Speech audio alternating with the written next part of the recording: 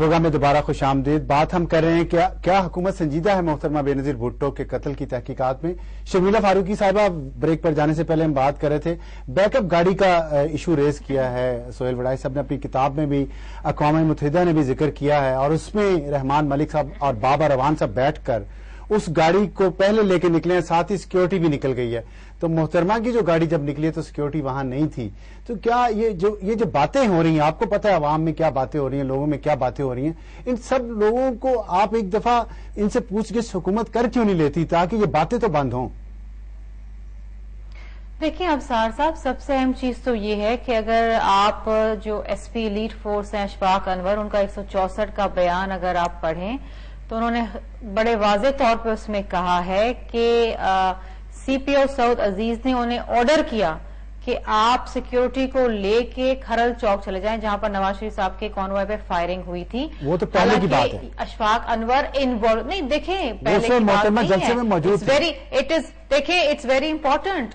وہ security already لے کے جا چکے تھے، جلسہ چل رہا تھا، محترمہ نے باہر آنا تھا، جانا تھا، اس وقت وہ آلریڈی لے کے جا چکے تھے. دس از ویری ویری امپورٹنٹ. تو آیا وہ آرڈر سعود عزیز نے کیوں دیا؟ دیکھیں نا، یہ سعود عزیز کا قصور تو ہے. Important development.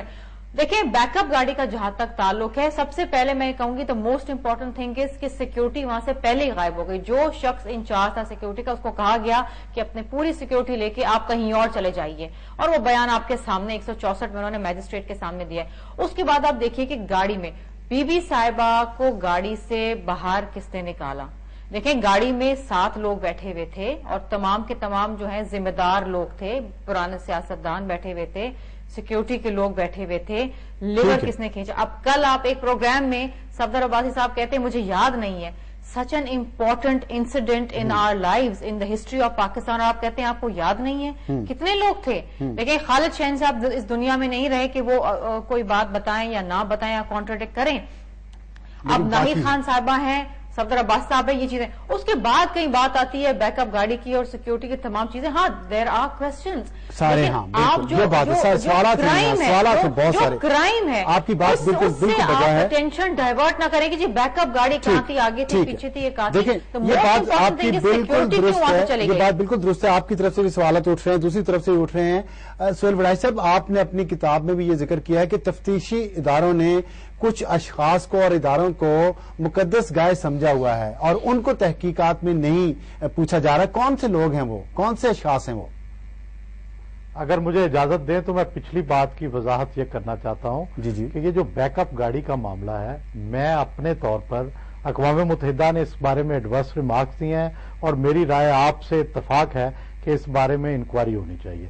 لیکن میں یہ نہیں سمجھتا کہ بیک اپ گاڑی کا غائب ہونے کا مطلب قتل میں شامل ہونا ہے. میرے نظر میں یہ بزدلی تھی وہاں سے جانا اور انہیں واپس آنا چاہیے تھا.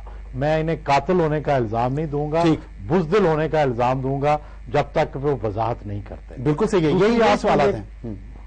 اچھا، دوسرا جو آپ نے یہ فرمایا کہ سیکورٹی ایجنسیاں اور خفیہ ایجنسیاں جو ہیں اشخاص، آپ نے تو کچھ اشخاص مقدس کا ہے. بالکل بالکل، میں یہ سمجھتا ہوں کہ بہت سارے لوگ ہیں، میں نے کچھ کے نام بھی دیے ہیں. کون کون اور کچھ کا آپ کو بھی پتا ہے کہ جے ٹی آئی 2 نے انہیں بلایا تو وہ نہیں گئے. اس سے پہلے اقوام متحدہ کی میں تفتیش میں وہ شامل ہوئے. اور بڑی جو دلچسپ بات ہے، ایک شخصیت جو ہے وہ ایک مہینے تک ٹالتی رہی، پھر ملی. پھر ایک شخصیت جو تھی اور وہ انہوں نے چائے پہ صرف ملاقات کی. تو مطلب یہ ہے کہ جس طرح سے ایسے لگتا ہے کہ سیکیورٹی ایجنسیاں یا خفیہ ایجنسیاں شاید ملک سے کو بالا تر ہیں، اشخاص ملک سے بالا تر ہیں. مقدس گائے آپ نے کہا ملک سے بالا تر ہیں. ہارون رشید صاحب، آخری بات آپ کیجیے گا، وقت ختم ہو رہا ہے. کیا واقعی ہم اس قتل کو بھی ویسے ہی باقی جتنی تفتیش ہوئی ہیں، تحقیقات ہوئی ہیں، انہی کی طرف بھول جائیں گے، یا یہاں بھی ایک شفاف تفتیش ہوگی اور تمام اشخاص سے، تمام اداروں سے پوچھ گچھ ہو کر سچ تک پہنچا جا سکے گا؟ آپ کی گٹ فیلنگ کیا ہے؟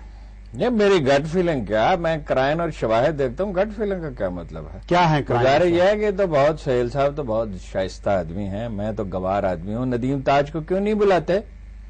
کیا مقدس گایا ہے ندیم تاج نے اس ملک کے لیے، کیا کیا ہے؟ جو سابقہ ڈی جی آئی جی اس نے جیلوں میں لوگوں کو مارا، اس نے اس کو پرسنل اس کی ایجنسی بنا دیا، تباہ کیا اس نے ایجنسی کو۔ ایجنسیاں کوئی ایک دن میں بنتی ہیں، اور خفیہ ایجنسیاں بہت بڑا ایسٹ ہوتی ہیں اگر ٹھیک راستے پر چلیں۔